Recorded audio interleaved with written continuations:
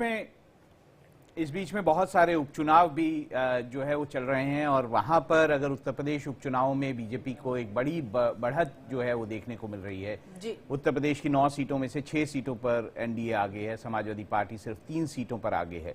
कुंदरकी की सीट जहां पे 60% हम मानते हैं कि मुस्लिम वोट है, वहां पर बीजेपी आगे है और बीजेपी 46,000 वोट्स जो हैं उससे आगे है। गाजियाबाद में बीजेपी 34,000 वोट से आगे है, मीरापुर में आरएलडी 17,000 वोट से आगे है, खैर सीट पर बीजेपी 20,000 वोट से आगे है, करहल में ये सपा की बहुत मजबूत सीट है, समाजवादी पार्टी प्रत्याशी 24,000 वोटों से आगे है, यहाँ पर यादव बहुल्य इलाका है।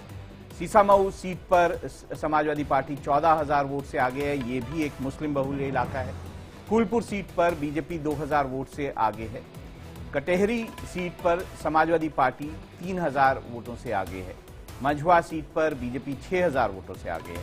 बीजेपी का प्रदर्शन काफी अच्छा है। 3 सीटें जो है लगभग समाजवादी पार्टी जो है वो उपचुनाव में जीतने जा रही है वहां पर, और बाकी जो 6 सीटें हैं वो बीजेपी के हाथ लग रही है। बिल्कुल राहुल जी, अगर जिस तरह से ये उपचुनाव में यहाँ पर स्मिता जी से एक बार सवाल ले लेते हैं, उसके बाद आगे चलते हैं। स्मिता जी, बात में बीच में मैं सुन रहा था कि आपने कहा कि शिवसेना जो है वो कहीं ना कहीं ये तय हो गया कि शिवसेना उद्धव ठाकरे गुट मतलब उसको ऐसे कहें कि वो लेगेसी को आगे नहीं बढ़ा रहा है, जबकि एकनाथ शिंदे जो है वो कहीं ना कहीं असली शिवसेना के तौर पर आगे बढ़ी है।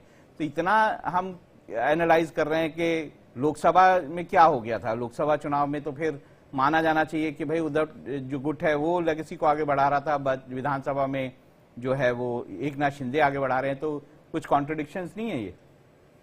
नहीं, मुझे लगता है कॉन्ट्रडिक्शन अब नहीं है, और इसका कारण ये है कि पहली बात तो ये है कि लोकसभा में आप भी ये जानते हैं कि जो संविधान खतरे में है, ये वाला नारा जो ऑपोजिशन की तरफ से, विपक्षी इंडिया गठबंधन की तरफ से दिया गया था, कहीं ना कहीं वो नारा, उसकी मैसेजिंग समाज के कुछ तबकों तक गई थी।